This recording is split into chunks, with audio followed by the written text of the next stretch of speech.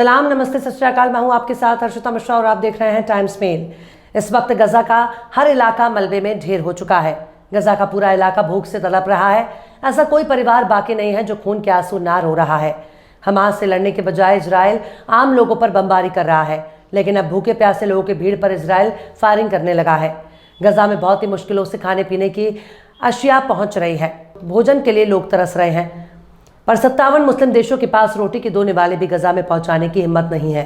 रोटी का 1 निवाला पहुंचाने की औकात अरब के 22 देशों के पास नहीं है। तुर्की तो सबसे बड़ा गद्दार और दगाबाज साबित हो चुका है। तुर्की के सदर रजब तैयब अर्दगान केवल बड़ी बड़ी बखैती करने में माहिर हैं। केवल फर्जी और झूठी कहानियों के जरिए तुर्की ने ड्रामा सीरीज बनाई और खुद को खिलाफत उस्मानिया का सुल्तान समझ लिया। तुर्की ने खुद को पूरी दुनिया के मुसलमानों का खलीफा बनाकर पेश किया। पर जब गजा में फलस्तीनियों पर इजराइल ने बमबारी शुरू की, तब तुर्की केवल लंबी लंबी फेंक रहा है और कुछ नहीं कर रहा। और तो और इजराइल से अपनी यारी दोस्ती जारी रखे हुए है। लेकिन जुमेरात के रोज जो खबर आती है कि गजा में भूखे लोग भोजन ला रहे ट्रक का इंतजार कर रहे थे, तभी इजराइल ने गोलियां चलाना शुरू कर दिया। इजरायली सेना के जरिए गजा में जलियांवाला बाग नरसंहार दोहराने के बाद मरने वाले लोगों की तादाद 100 बताई जा रही है, लेकिन कम से कम 150 से ज्यादा लोगों की हलाकत हुई है। वहीं घायलों की तादाद 700 के करीब बताई जा रही है, लेकिन अलग अलग रिपोर्ट्स में घायलों की तादाद 1000 से ज्यादा बताई जा रही है।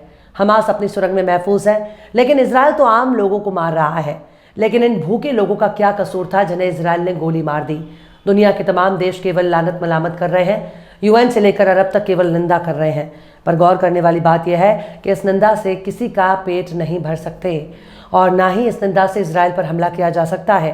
पर फिलिस्तीनियों पर बीते 75 साल से इजराइल ऐसे जुल्म कर रहा है।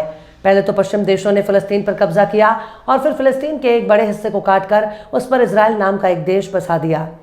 यूनाइटेड नेशन भी पश्चिमी देशों का गुलाम बनकर रह गया। आज यूएन का कोई वजूद नहीं रह गया। वह केवल अमेरिका का पिट्ठू बन चुका है, जो केवल अमेरिका के काम करता है, अमेरिका के फायदे के लिए सोचता है। दुनिया के कई देश इस घटना से हैरान हैं।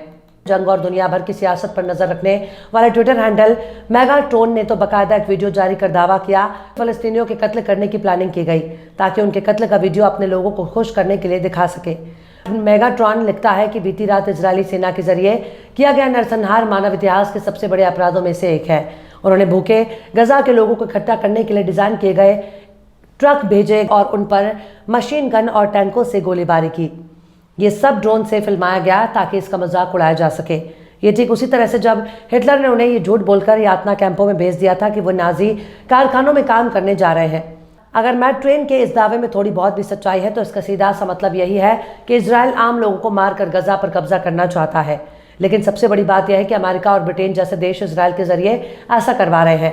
कदम कदम पर अमेरिका ने इजराइल को हथियार दिए हैं, यहाँ तक कि गजा में गिराए जाने वाले एक एक बम अमेरिका का है। वहीं इस मामले में इजरायली सेना का कहना है कि भोजन पाने की कोशिश कर रहे हजारों फिलिस्तीनियों ने उन पर धावा बोल दिया था। लोगों को ट्रक ने कुचल दिया था, जिससे उनकी मौत हुई है। इजरायली सेना ने कहा कि इसने इस स्तर पर गोलीबारी नहीं की। कुछ लोग इजरायली सेना के पास पहुंचे और धमकी देने लगे, जिसके बाद सैनिकों ने उन पर गोलीबारी शुरू कर दी। वहीं संयुक्त राष्ट्र का भी बयान सामने आया। संयुक्त राष्ट्र महासचिव एंटोनियो गुटेरेस ने कहा कि गजा शहर में मानवीय सहायता की प्रतीक्षा कर रहे 100 से ज्यादा फलस्तीनियों की हत्या के लिए एक स्वतंत्र जांच की जरूरत होनी चाहिए। गुटेरेस ने कहा कि वो गजा पर इजराइल के इस फायरिंग से हैरान है। जब उनसे संयुक्त राष्ट्र सुरक्षा परिषद में युद्ध विराम के प्रस्ताव लाने में नाकामी के बारे में पूछा गया, तो इन्होंने इसका सारा ठिकरा सियासत पर फोड़ दिया और कहा कि वोटों की पावर ने संयुक्त राष्ट्र सुरक्षा परिषद को पंगु बना दिया है।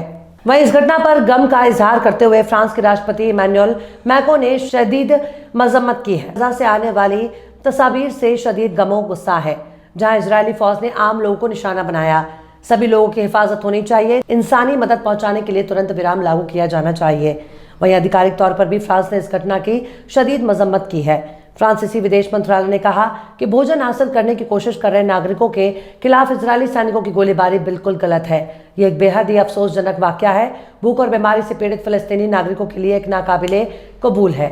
हालांकि अगर गजा और फिलिस्तीन की बात करें, तो फ्रांस ने इस हफ्ते की शुरुआत में गजा में इंसानी मदद भेजा था और गजा के तमाम क्रॉसिंग पॉइंटों को तुरंत खोलने की मांग की थी।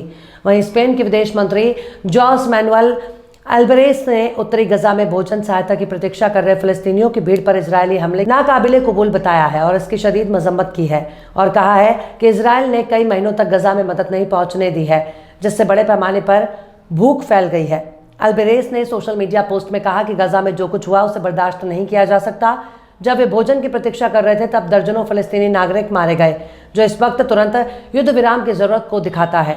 उन्होंने ये भी कहा कि इंसानी मदद बिना किसी रुकावट के पहुंचनी चाहिए। इंटरनेशनल ह्यूमन लॉ को फॉलो करना जरूरी है। वहीं इस मामले में यूरोपियन यूनियन का बयान भी सामने आया है, जिन्होंने इस घटना पर दुख जाहिर किया है और इस घटना को नाकाबिले बर्दाश्त बताया है। जोसेफ बोरेल का कहना है कि लोगों को भोजन से वंचित करना अंतर्राष्ट्रीय मानवीय कानून का गंभीर उल्लंघन है। उन्होंने ट्विटर पर लिखा कि यह मौतें पूरी तरह से नाकाबिले कबूल है। गजा तक बिना किसी रुकावट के इंसानी मदद पहुंचाई जानी चाहिए। वहीं दूसरी तरफ सऊदी अरब का बयान भी सामने आया, जिसमें सऊदी विदेश मंत्रालय ने इस घटना की कड़ी निंदा की है और तुरंत सीज फायर की मांग की है। पर सवाल है कि सऊदी अरब के निंदा की बत्ती बनाकर इजराइल हवा में नचा रहा है और बेचारा सऊदी अरब चुपचाप अमेरिका की जी हुजूरी में बैठा हुआ है।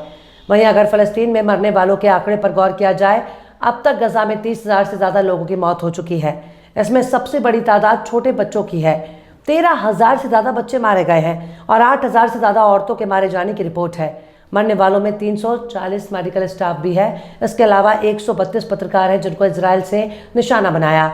मरने वालों में 47 सिविल डिफेंस के लोग हैं जो इजरायली हमले में मारे जा चुके हैं। इसके अलावा 7,000 लोग ऐसे हैं जिनको 30,000 मारे गए लोगों में शुमार नहीं किया गया, क्योंकि 7,000 के करीब लोग अभी भी लापता हैं।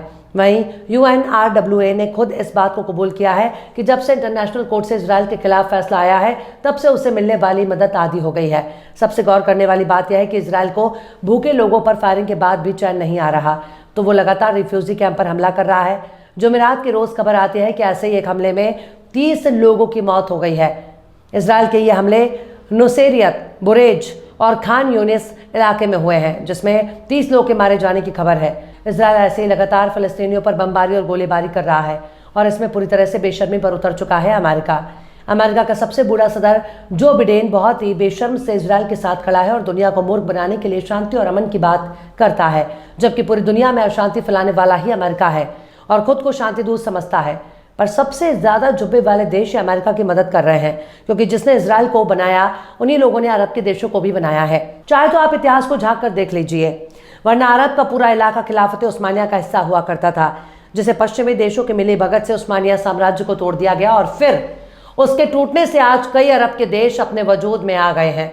अरब के देश शुरुआती से पश्चिमी परस्त माने जाते हैं, क्योंकि जिनको इजराइल ने बनाया है उन्हीं लोगों ने अरब के देशों को भी बनाया है, इसलिए सबका मालिक एक है और वो अमेरिका है। फिलहाल इस वीडियो में बस इतना ही। ये वीडियो आपको कैसा लगा कमेंट बॉक्स में आप जरूर बताइएगा। वीडियो पसंद आए तो लाइक करें। हमारे वीडियो लिंक को फेसबुक, ट्विटर, व्हाट्सएप पर अपने रिश्तेदार, यार, दोस्तों को भी शेयर करें और बेबाक, निष्पक्ष, स्वतंत्र पत्रकारिता को सपोर्ट करने के लिए आप हमारे चैनल टाइम्स मेल को जरूर से सब्सक्राइब करें और हाँ, बेल आइकन की घंटी वाली बटन भी आप जरूर से दबा दें ताकि आपको हमारे आने वाले नए वीडियो की नोटिफिकेशन फौरन ही मिल जाए। फिर मिलते हैं किसी और वीडियो में एक नई खबर के साथ। हर्षिता मिश्रा को दीजिए इजाजत। जय हिंद। तो देख लिया आपने हमारे इस वीडियो को। हमें उम्मीद है कि आपने हमारे वीडियो को लाइक किया होगा और दूसरों को भी शेयर किया होगा। अगर अभी तक आपने हमारे चैनल टाइम्स मेल को सब्सक्राइब नहीं किया है तो जल्दी से सब्सक्राइब कर दें और बेल आइकन भी प्रेस कर दें।